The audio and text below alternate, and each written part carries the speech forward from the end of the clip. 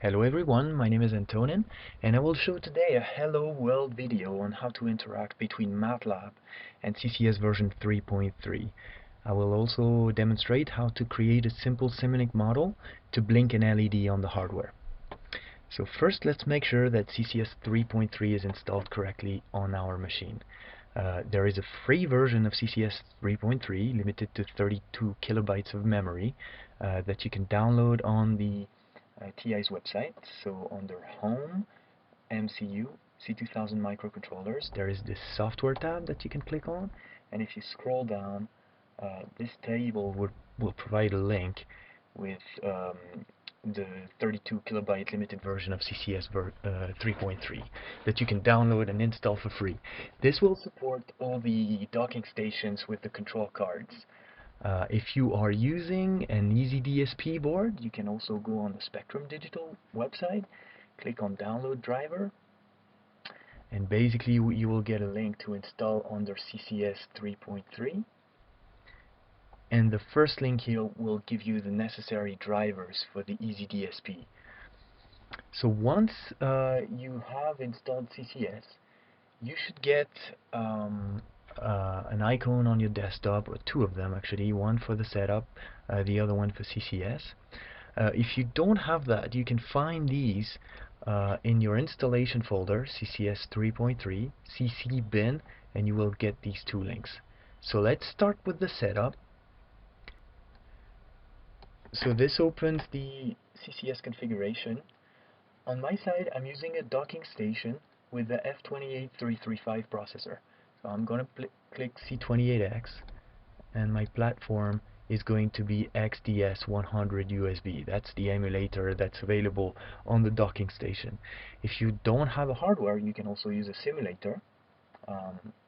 Or if you use the EasyDSP, you can click on EasyDSP. So on my side, I'm going to click on XDS100 USB. My processor is the F28335, so I can drag and drop this board to the left-hand side and click Save and Quit. This will start now CCS. Now that CCS is started, you can go to Debug, Connect, and now you're connected to the board. If you reach this point, you're now ready to interact from MATLAB with CCS version 3.3. The first time you use MATLAB, make sure CCS is closed. Now that we have connected to our board, we are ready to go to MATLAB and start interacting with CCS from MATLAB. So if it's the first time you're doing this, make sure CCS is completely closed, the icon is not showing on the bottom right of your Windows screen. Then you can go to MATLAB and type the following command: cc equals TI CCS. You press enter, it will register DLLs. You will get a pop-up that may appear behind the MATLAB window.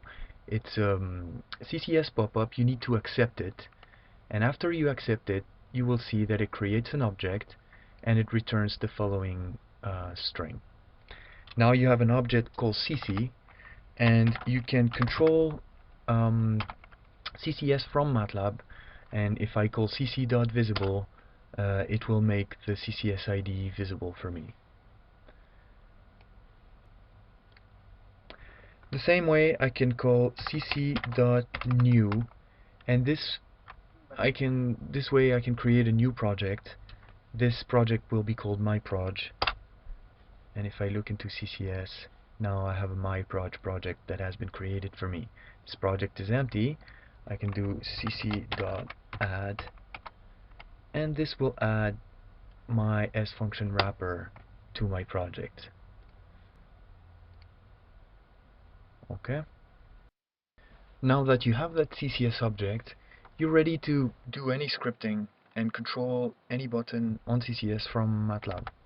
So you have the following methods available from MATLAB to control CCS.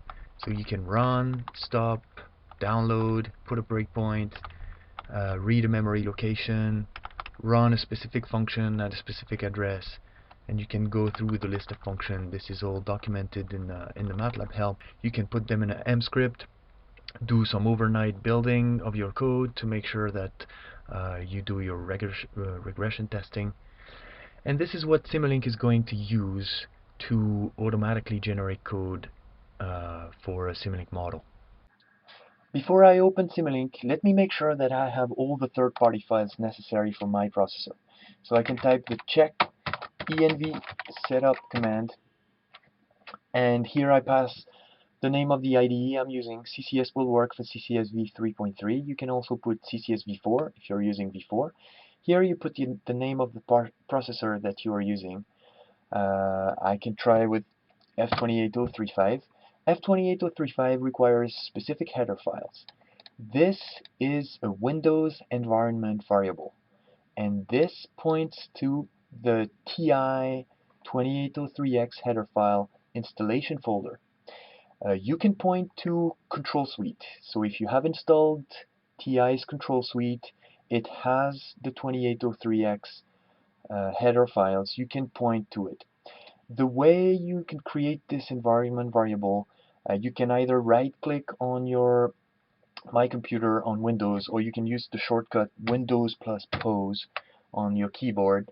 This will bring up the system panel, and if you go to Advanced System Settings, it brings up this window, Environment Variable.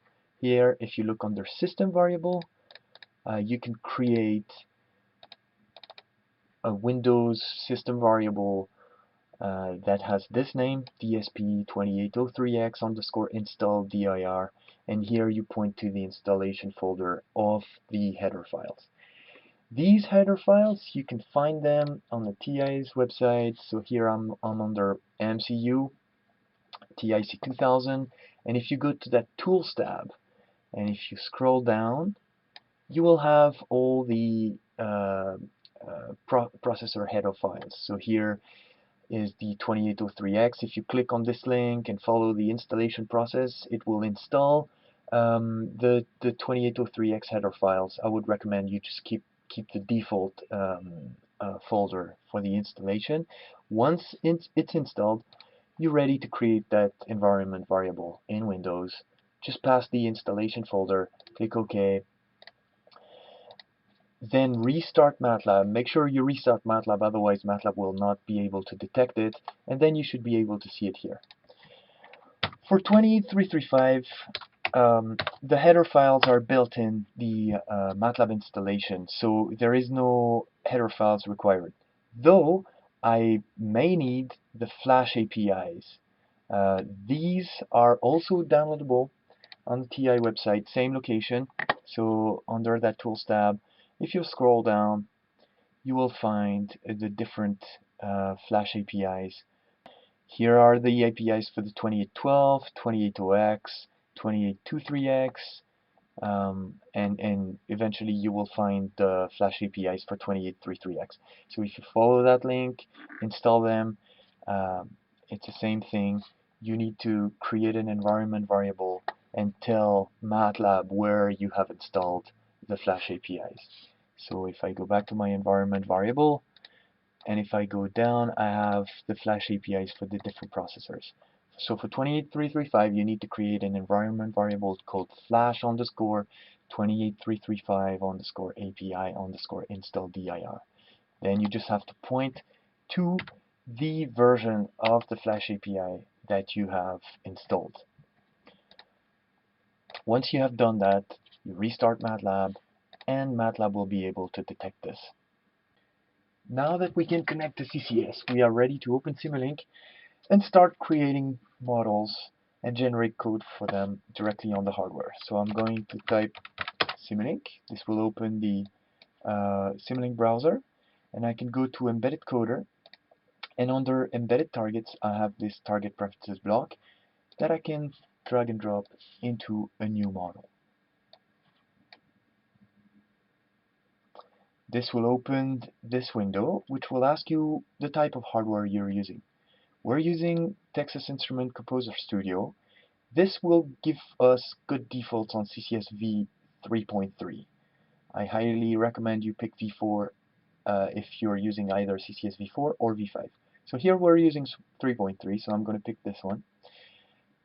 We have predefined boards, including the easy DSPs. Here I can also pick a C2000 custom board. And today I have an F28335 processor connected to my machine, so I can pick F28335.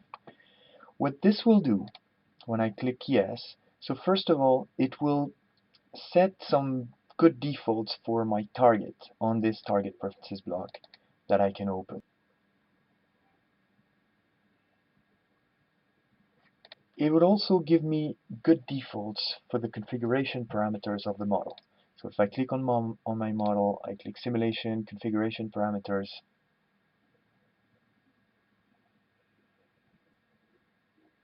drag and dropping the target preferences block has set for me fixed step solver and discrete. Note that variable step is not supported for code generation.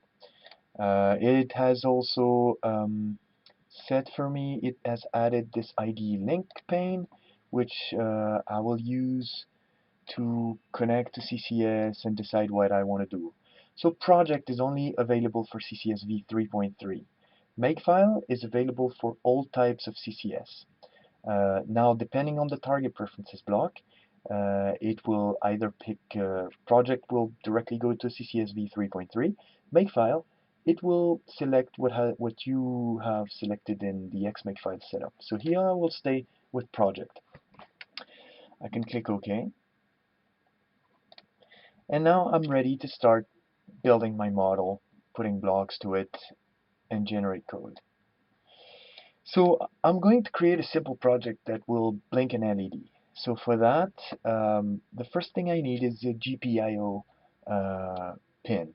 So I'm using a control card with a docking station that you can see here. I have a webcam that records it. So this is the F28335 processor on a docking station. And this LED is connected to GPIO 34. So I just need to go to Processor, TI C2000, C28X3X, which includes the F28335 processor, and I can go to Digital Output. Here I can select GPIO 34, which is in between 32 and 39, and let me put it in toggle mode. Toggle mode means at each step of the simulation, when the input is true, it will change the state of the GPIO. So it will just toggle between true and false, and it will make my LED blink. This way, I don't have to do the switching mechanism outside the block. I just have to feed the block with a constant, positive, 1 will work. I can connect by clicking Control Click. And if I go on this constant, let me put it to UN16, not to waste data type. And here, sample time is going to be how often I'm going to send that data to the GPIO block. Let's pick 0.5 seconds.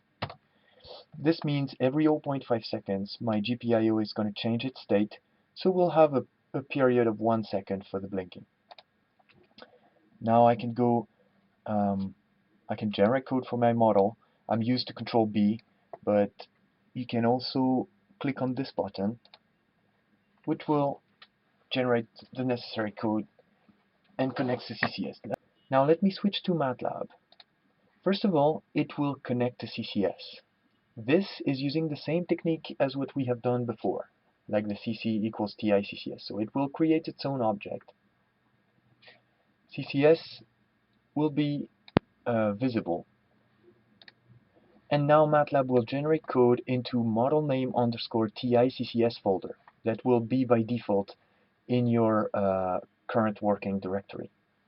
If you have enabled the code generation report, it will also generate a code generation report where you can look at the C files created, and you have a bidirectional connection between the code and the model using these hyperlinks. Now in CCS, my code is compiling. I don't have to do anything. My project has been created. It has the name of the model. Now it's loading, and the code is running, like we can see with this icon. So if I look at my webcam now, I don't know if you can clearly see it, but that LED here is blinking with the 1 second period.